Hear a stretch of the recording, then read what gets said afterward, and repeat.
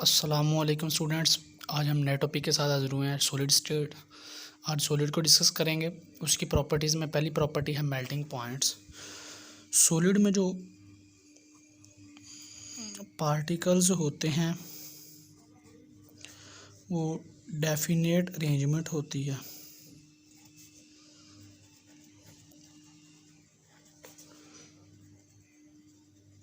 उनमें definite arrangement होती है और पोसेस वाइब्रेशनल काइनेटिक एनर्जी। उन्हीं के पास सिर्फ वाइब्रेशनल काइनेटिक एनर्जी होती है। वो अपनी मेन पोजीशन के इर्द गिर्द ही वाइब्रेट करते हैं, ऐसे ऐसे ऊपर नीचे। ये वाइब्रेशनल काइनेटिक एनर्जी होता कुछ यूँ है कि जब हम व्हेन वी गिव टेम्परेचर, जब हम टेम्परेचर देते हैं क्या होता है, वाइब्रेशनल काइनेटिक एनर्जी इंक्रीज़ हो जाती है। वाइब्रेशनल काइनेटिक एनर्जी इंक्रीज़ हो जाती है। Intermolecular forces decrease and at least break down. और एक ऐसा वक्त आता है कि जब इंटरमॉलिक्यूलर फोर्सेस क्या हो जाती हैं, ब्रेक डाउन हो जाती हैं। अगर हम कंटिन्यूसली, तीसरा point, if we continuously provide temperature, अगर हम मसलसल टेम्परेचर देते रहें बग़ैर किसी वक्फे के, क्या होगा, सॉलिड स्टार्ट कर देगा मेल्ट। ठीक हो गया। द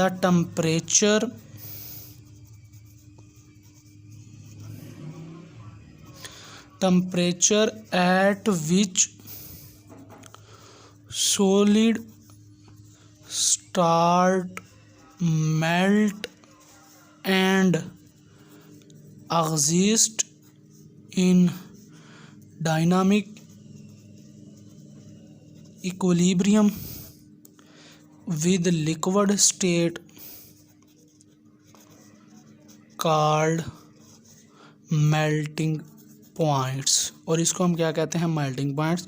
कि ऐसा टेम्परेचर जिस पे लिक्विड सॉलिड मेल्ट होना शुरू हो जाए और अपने अंदर एक वक्फे के बाद कोएग्जिस्ट कर जाए, लिक्विड और सॉलिड के दरमियान वाली स्टेट में आ जाए, उस टेम्परेचर को हम क्या कहेंगे, वो टेम्परेचर जो हम देंगे उस स्टेट को हम क्या कहेंगे, जब वो कोएग्जिस्ट इक्विलिब्रियम पे आ जाएगी तो हम उसको कहेंगे मेल्टिंग पॉइंट। मेल्टिंग पॉइंट कहेंगे। और क्या होगा, ये क्या है, इक्विलिब्रियम। ये है डायनामिक इक्विलिब्रियम विद सॉलिड। कि अभी सॉलिड लिक्विड और लिक्विड सॉलिड, अभी वो स्टेट आई है जिसमें सॉलिड लिक्विड में कन्वर्ट हो सकता है और लिक्विड सॉलिड में कन्वर्ट हो सकता है। इस स्टेट को मेल्टिंग पॉइंट कहते हैं। ये थी इसकी पहली प्रॉपर्टी। इसकी दूसरी प्रॉपर्टी है rigidity, सख्तपन, rigidity.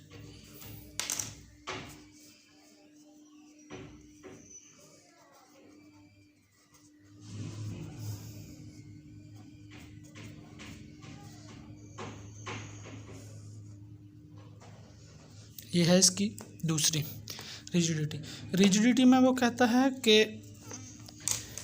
Solid particles are fix their main position, so do not move, जिसकी वजह से वो मूव नहीं करते। not move जब वो मूव नहीं करेंगे, वो अपनी पोजीशन पे रहेंगे, have no space between particles के दरमियान स्पेस नहीं होंगे, जिसके नतीजे में सॉलिड बिकॉम रिजिड, और सॉलिड क्या बन जाएगा, रिजिड बन जाएगा, सख्त हो जाएगा। ये थी इसकी दूसरी प्रॉपर्टी। और थर्ड प्रॉपर्टी है डेंसिटी।